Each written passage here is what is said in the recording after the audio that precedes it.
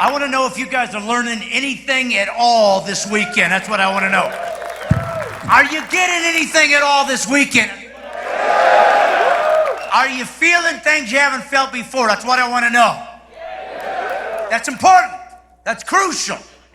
Because I'm going to do something with you today from my perspective that I don't think any of you knew.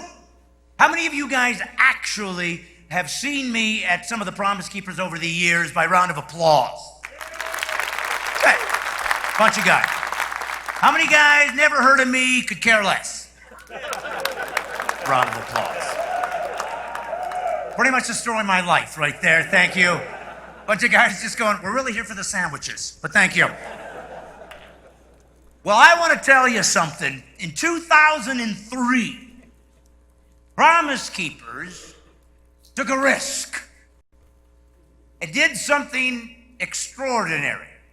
This was a wonderful and probably the single most significant men's gathering that the United States had ever known. They had figured out a way to communicate to men, and it worked, and God anointed it, and it bare fruit, so that we knew it was a good thing. And suddenly they decided to see if they could make the wheels come off and bring me. Out of the blue, they said, let's try this comedian. And apparently, it worked. Apparently, guys enjoyed what I had to say. They felt it was an enhancement, not better, didn't make it better, worse, not they needed me, but it was something that was a flavor that they enjoyed. And I brought it to the table because that's really what this is about. Every one of you has a unique flavor that is crucial to making your life not only significant and purposed, but the body. So, I'm going to tell you a story that you didn't know about me. You saw one side of Brad. You saw hopefully a funny guy, because that's what they paid me for. Hopefully you heard some inspirational concepts from a Christian perspective. Hopefully you were inspired as a man to be unapologetic about your faith and your masculinity as God intended. I hope you got all those pieces of the puzzle, but that's the only part you saw, because the one problem with the guys up here is you see what we give you. That's how it's supposed to be. What was that? They have a new one with an off switch. You might want to look into that, my brothers. Dude's like, it's a new app. Off. All right.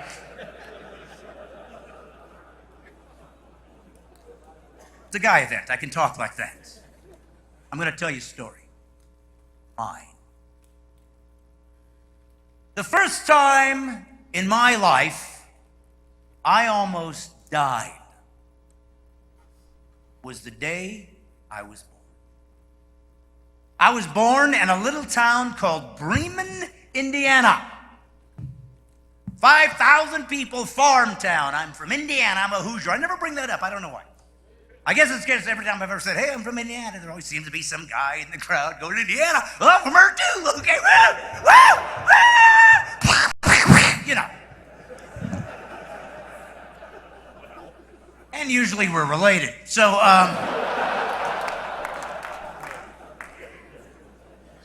I kept it to myself. But I was born in Indiana, little farm town, but I was conceived in Germany. My father was in the military, in the army, and was stationed in Germany. Same time that Elvis was there, though he didn't get nearly the exposure because he couldn't grow sideburns. But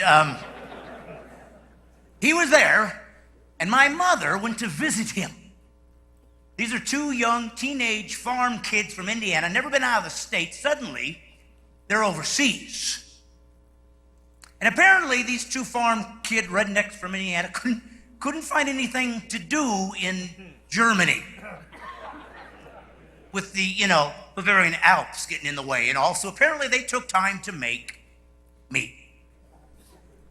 So even though I'm from Indiana, officially, I'm German. Which is why growing up, I had a hankering for strained bratwurst. And as I look out at you guys, it's obvious to me you're inferior. But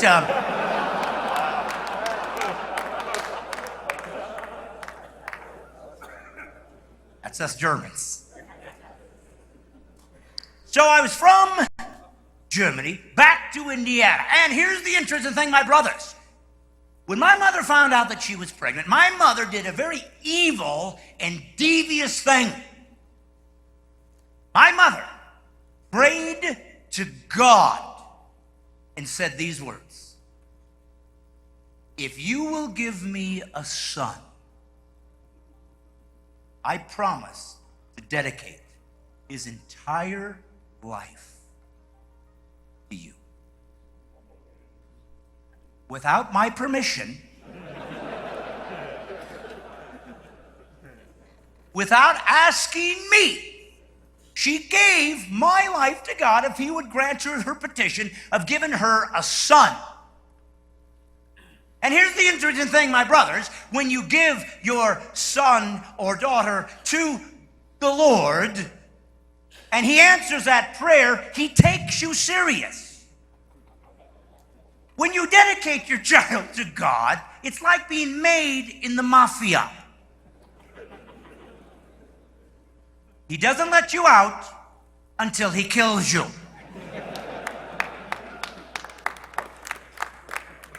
So apparently, as my mother was giving birth, it was messed up. I was a breech baby. I was face down, feet first. Apparently, I had dug my heels into her uterus, and I was hanging onto that umbilical cord because I wasn't ready to shoot out and attempt to start my ministry.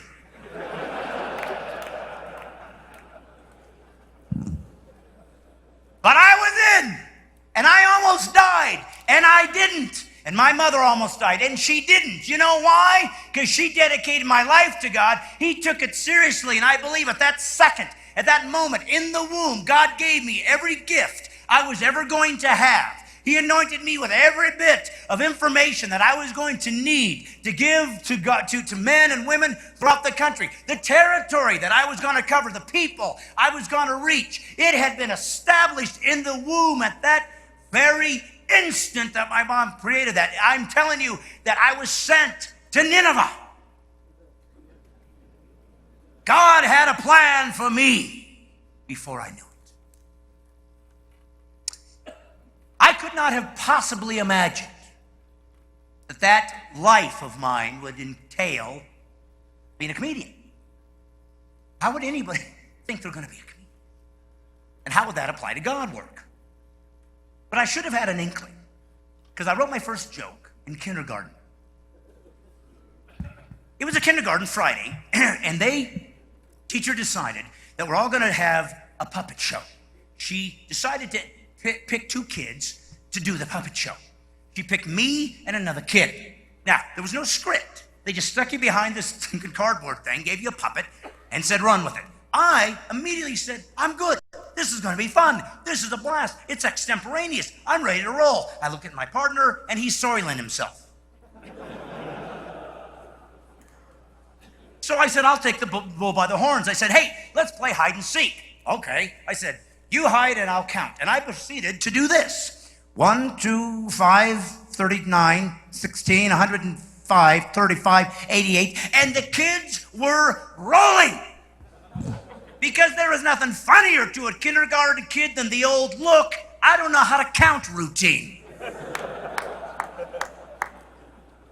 Now, how could I have known at 6 years old it would be funny to not know how to count? Why? Because in the womb, I had been anointed to tell the story sent to Nineveh. God had given me a sense of humor that only I have and you don't. Which is beautiful because I can charge you for it.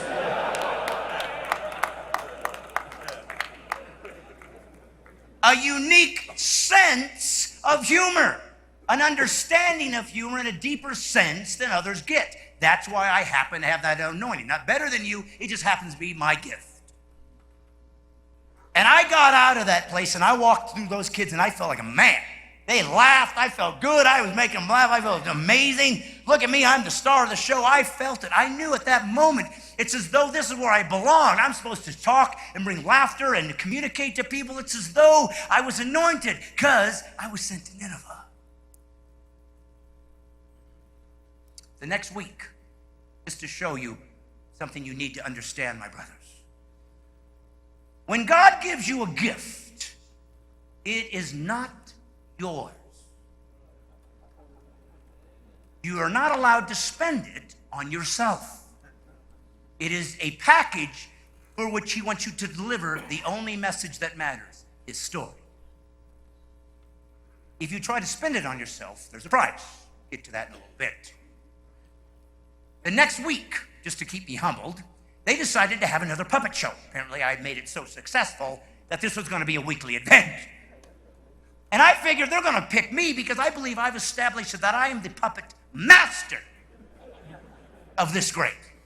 But they didn't pick me. They picked two other kids. And I literally remember at 6, sitting back, kind of folding my arms, thinking what kind of a train wreck this is going to be because I believe I've set the bar pretty hard for puppetry in kindergarten.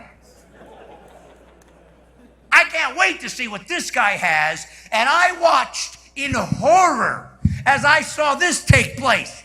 Let's play hide and seek. I'll count.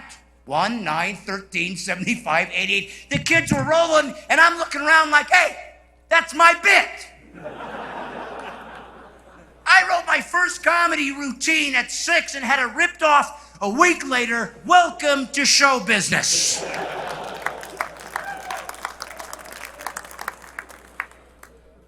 But this is what happened.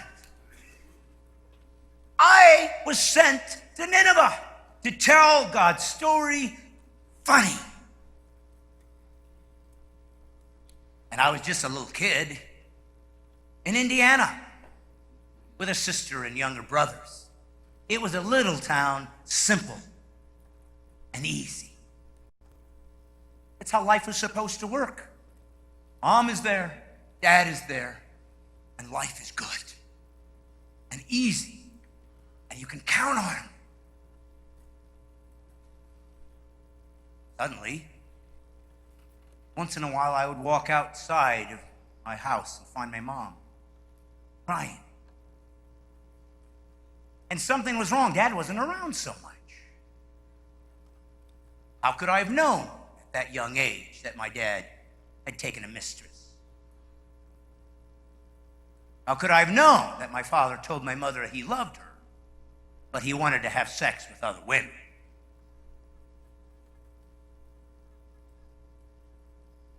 How could I have known what divorce looks like? But they got one. They got a divorce. Suddenly, dad's not around. There's a new girl. Mom's in pain, taking it out on us. And I realized something, even though I didn't know what it meant, that sometimes you can't rely or trust your dad. Mom. The significance of that plays out years later, of course, when you're expected to trust your Father in heaven. That who God has put together, let no man rip asunder. There's a price to pay for your choices. Something interesting happened, guys. Shortly thereafter, something occurred to where my parents decided to reconcile. They decided to reconnect to each other. And that prayer that who knows how many kids have prayed throughout their lives for dad to come home, to mom to be back safe again, for the family to be reunited, that prayer that so many children have experienced, it came true for me. They remarried. That never happens. Hold your applause, it gets worse.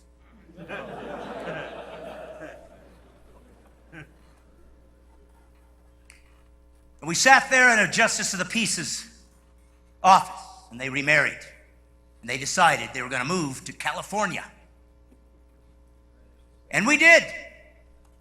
And there on one September day in Orange, California, in the Orange Circle, the Presbyterian Church, with every head bowed and every eye closed, I raised my hand and said, yeah, I'll accept Jesus Christ as my Lord and Savior. And suddenly I told God, I will give you my life. It's as though this was what was expected of me, as though I had been sent to Nineveh. And that started my Christian journey for the rest of my life. When you accept Jesus into your heart at a young age, you know God for a long time, but makes for a real boring testimony. Growing up in the church, how I longed for the testimonies I used to see come up. Yes, I was addicted to heroin and the Lord freed me. I'd be, oh, if I was addicted to heroin. That is a great testimony. I was a prostitute and the Lord freed me. I could have done that. I was 9. I had to enhance my testimony and make it sound like I'd done something unique. Yes, I used to have difficulty with long division. And the Lord freed me from my mathematical shackles. Yes, I used to have difficulty riding bikes and could only handle a girl's bike until the Lord set me free from my gross motor skills delay. That's how it was, 13. That's how it was back in my day. They had a thing called a boy's bike and a girl's bike. But then again, when I was a kid, they had a thing called a boy and a girl. I know. It's odd. I don't know if they still do this, 13. Maybe it's too sexist to have these two concepts. But here's the difference, if you don't know. A girl's bike was a normal bike, but it had a big slot right on the side, so you could slide right in and drive around. Boy's bike was just like a girl's bike, except it had an iron bar welded under your seat straight to the frame, and there was no ambivalence about whether you're a boy or a girl, because the first time you took that bad boy off for a ride and your foot slipped off the pedal, you knew right there you were a boy.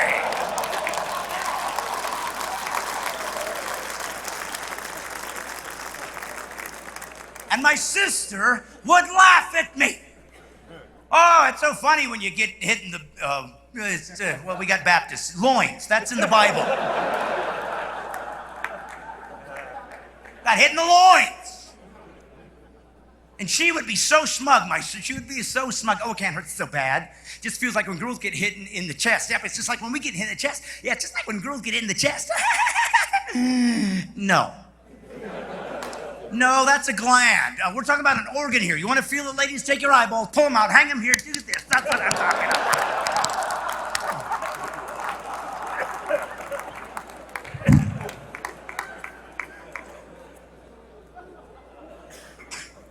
It hurts. And she can't get it because she's a girl. They don't understand that.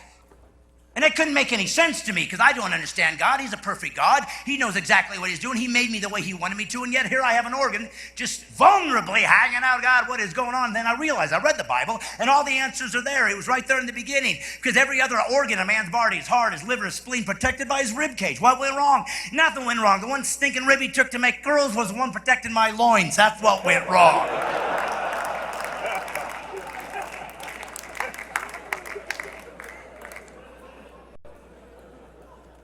And I said, Father, it's not fair that I'm so vulnerable. And he said, Braddoth, feareth noughteth. What dost thou mean, Lordeth? I've cursed the womaneth as welleth. Inneth whateth waith, I haven't noticed it at alleth. I always speak to the Lord in King James. You know, so he'll understand me.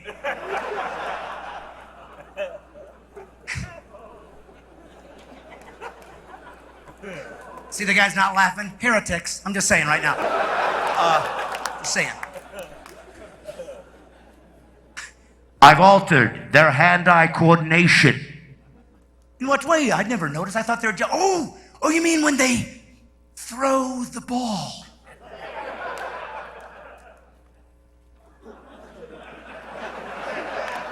No, but that is funny. No, from henceforth, women cannot apply eye makeup without opening their mouth.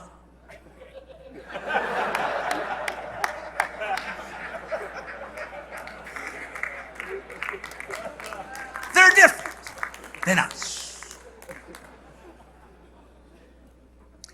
But there they were, me in California, living a life that had been reconciled with my family. I had been punched in the gut, but healing came. Hope came. When pain comes, God can restore. Because Dad's there, Mom's there.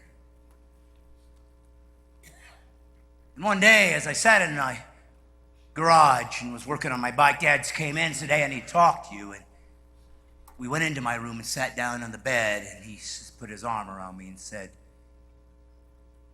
"We're getting divorced."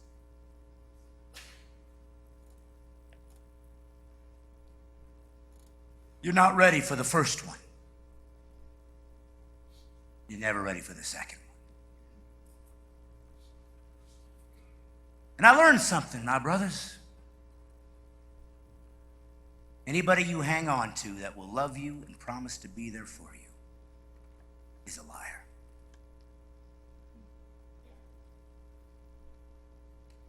No matter what life brings you, when you come home, knowing at least Mom and Dad will be there, it's a fraud. Those who you most count on, that no matter what happens, they'll be there, walk you through it. Those one flesh that are created by God to represent Him on earth, they'll betray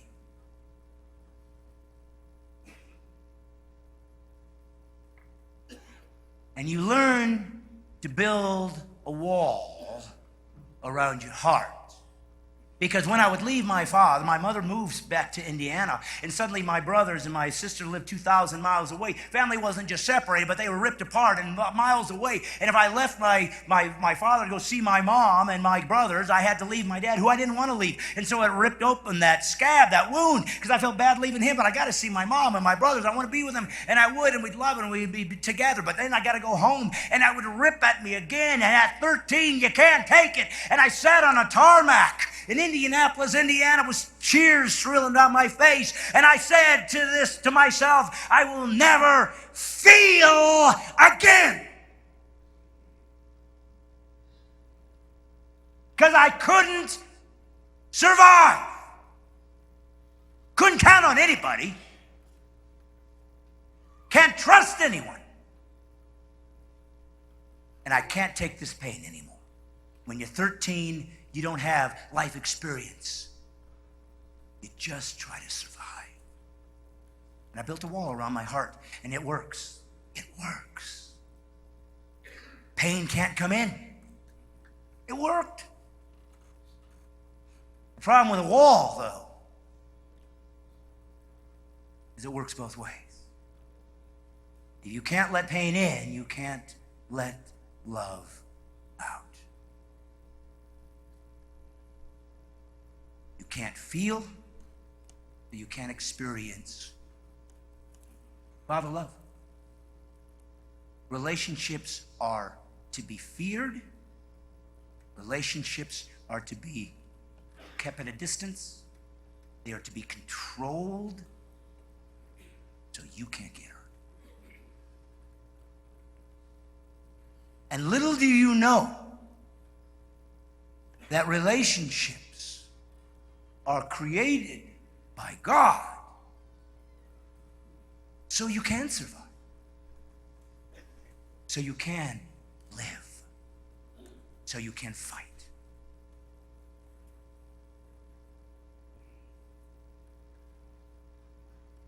I moved into doing magic for a living. I was a close-up magician.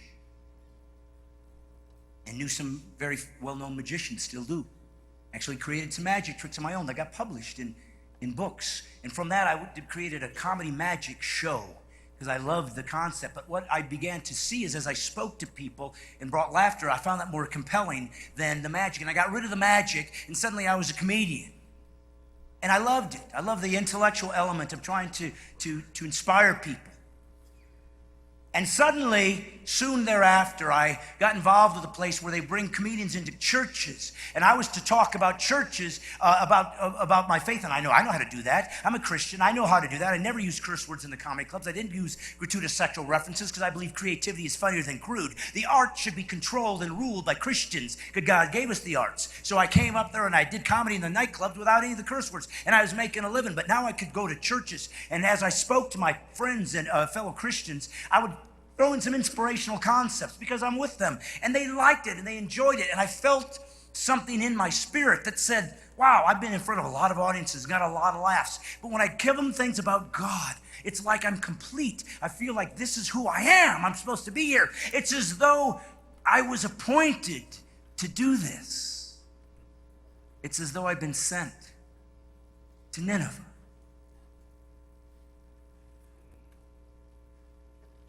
Over time, people heard about me in the mainstream media because they could not believe that you could be a comedian and be funny and be a Christian or to be conservative. That was their hook. And they wrote about me in New York Magazine. They wrote about me. And suddenly, an amazing ministry came to me and asked if I would go speak to them. The most significant ministry I'd ever been involved with. It was called Promise Keepers.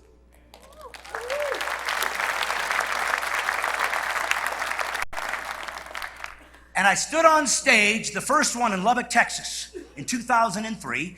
5,000 men in that crowd. The first Promise Keepers I'd ever saw, I was on stage when I went up to do it.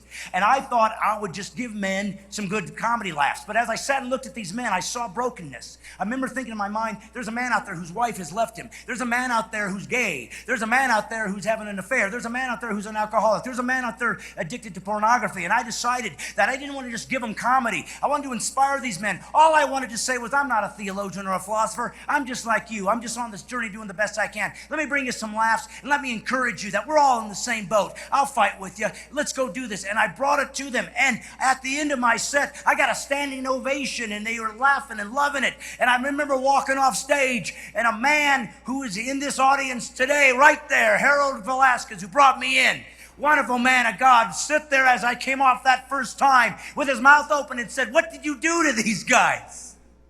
And I thought I messed up, but what he meant was, I don't know what that is, but they need that. And after 4 years of Promise Keepers, and many of you saw me there, and you saw standing ovations, and you saw laughter, and you saw men inspired, you saw them buy my stuff, you saw fruit. What you didn't see was, I think, every single time I left that stage, every time, I felt like I had failed. I don't belong here. I don't belong with these wonderful speakers. I'm a fraud. I know where I failed. I know my aches and pains. I knew that something was missing and I couldn't wrap my mind around it. What is wrong? What is happening? And suddenly it came to me over years that God brought me to a dark place after Promise Keepers had finished my last season with them. And things were happening to me where I couldn't find God. Something was dark, and I felt like I was in the midst of a valley, and I'd reach out to him, and he'd move away. He'd move away, and I'd go to get him, and I'd say, God, and in the night, I'd wake up and say, show me yourself like a father. I need you to hold me. It was all coming down on me now, boys. The walls are breaking down. I need you to hold me like a father and tell me I have value. Tell me that I matter. I need your companionship. I need your relationship. And he never came. I begged him. I reached to the heavens and said I would never treat my son like that.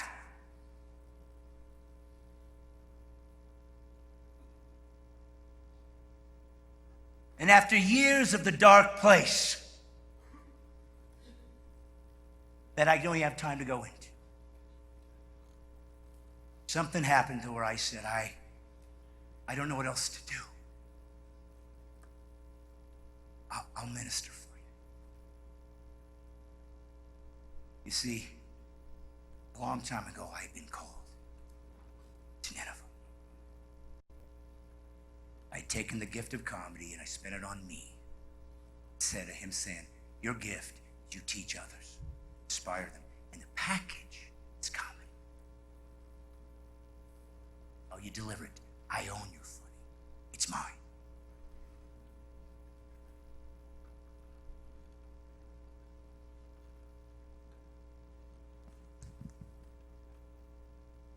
Hebrews 10:24 says this. And let us consider one another in order to stir up love and good looks. Consider one another. Not you, not my needs, one another. Not forsaking the assembling of ourselves together. You're doing that today. You do it in church. Do you do it outside these domains? Have you created those relationships that he said you cannot forsake? Not forsaking the assembling of ourselves together, as is the manner of some. I was the poster child for the isolated man. I set up the wall. I broke from it because my father had taught me that I can't count on him. I'm certainly not going to trust you guys. And God said, are you kidding me? They're your salvation. You cannot only survive without men in your lives, you will die without them. You don't see warriors and military ever going to battle alone. You would be a fool. You were created for community. But exhorting one another, and so much the more as you see the day approaching. My day approached. I had lost it all. And God finally came to me when I gave myself to him and began to seek men for community and began to say, I cannot survive anymore. I break down the walls. I reveal myself to you as I've done today. I'm a loser too. I'm pathetic too. I'm in pain too. Do you have the courage to reveal your junk? If you don't, you're not a man. Men, give it to another man. Just say, let me carry half of that for you, brother. Let me carry half of that for you. You won't make it without me. I'll carry it now. When I fall, you better pick me up. I can't do without you either. The day is approaching. Men, the day is approaching in this country where everything you will say as a Christian will be brought before the courts. Don't you understand? The day is approaching where if we are not together as men in the battle for our faith, we are going to be thrown into prison. It's approaching. The day where it's illegal to be a Christian, even though this country was formed by our people. It's being ripped from our grasp. The oppression is coming. It's guaranteed to a follower of Jesus Christ. But until we're thrown away, until we're silenced, until we're stuck in those prisons, I tell you right now that if you don't determine today to find a man, go to him with a man of courage and say, come to me once a week. We're going to talk. I'm going to reveal my junk. You're going to reveal yours. And we're going to fight like men. We're going to stand up for justice. We're going to stand up for mercy. We're going to be warriors. And we're going to take this country until God takes us home. That's why we're here. That's why I'm here. And I can't do without you. God bless you, fellow warriors. Fight well. The truth is marching on.